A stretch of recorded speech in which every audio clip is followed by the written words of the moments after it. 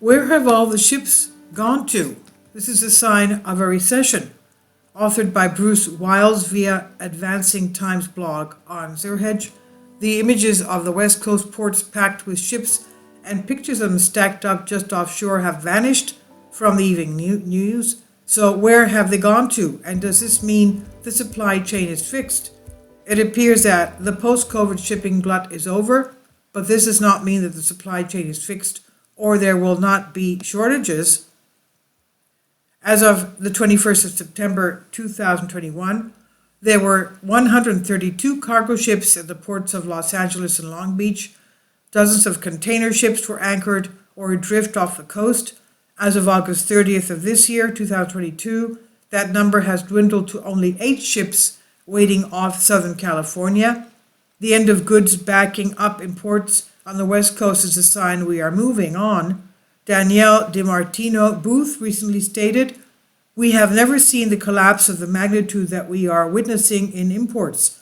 That is always a big telltale sign that you are already looking through the rearview mirror at recession," he said. In the video released September 6, 2022, saw Marco Giuliano, maritime historian at Campbell University and former merchant mariner, delved into the reduction of ships currently sitting off the West Coast. This includes the important port of Los Angeles and the implications for the flow of cargo and goods as well as freight rates. It now seems that for several reasons, the international supply chain crisis that impacted U.S. logistic firms, retailers, and consumers could continue for a long time. Most of the disruption in the flow of goods may be in the rearview mirror. However, a slew of new economic destabilizing factors are beginning to emerge. These will result in a bumpy ride for consumers going forward. Those issues most on our radar are centered around energy, whether it's gas or electricity.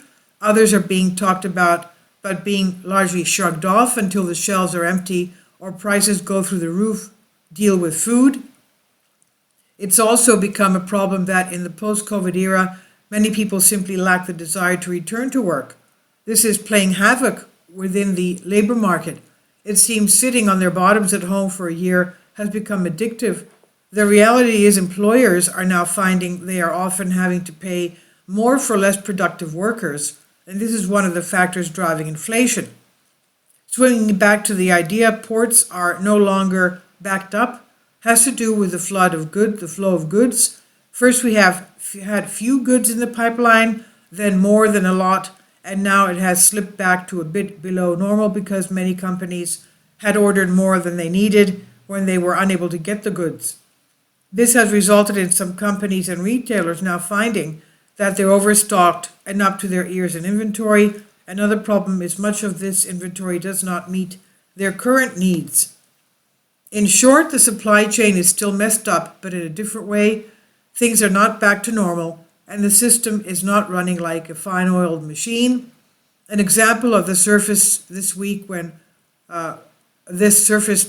Ford warned that it expects to see an extra $1 billion in costs in the third quarter due to both inflation and supply chain issues. Ford is currently suffering through part shortages that have affected between 40,000 and 45,000 vehicles.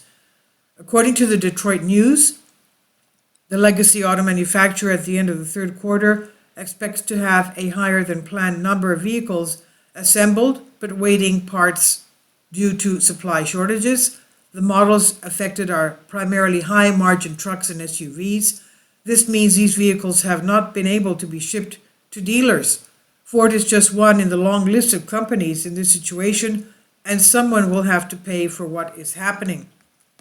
Companies are forced to pass the cost to supply chain problems on to customers, shareholders, or both. We should not be under the illusion things will straighten out anytime soon. The problems we face now have created new problems down the road. We should also add into this effects of bad weather and crops and livestock, and as well as prices of energy and oil soaring from war and geopolitical issues. Expect some of these factors to result in additional empty shelves, rising prices, and more shortages for the months to come. And this is on Zero Hedge by Bruce Wild via Advancing Times blog. Please leave your comments and thank you for your support. Kindly support my Patreon account.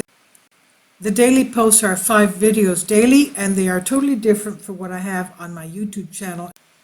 Thank you so much for your support and that you find all my content so interesting. You'll find the Patreon account details in the description box below.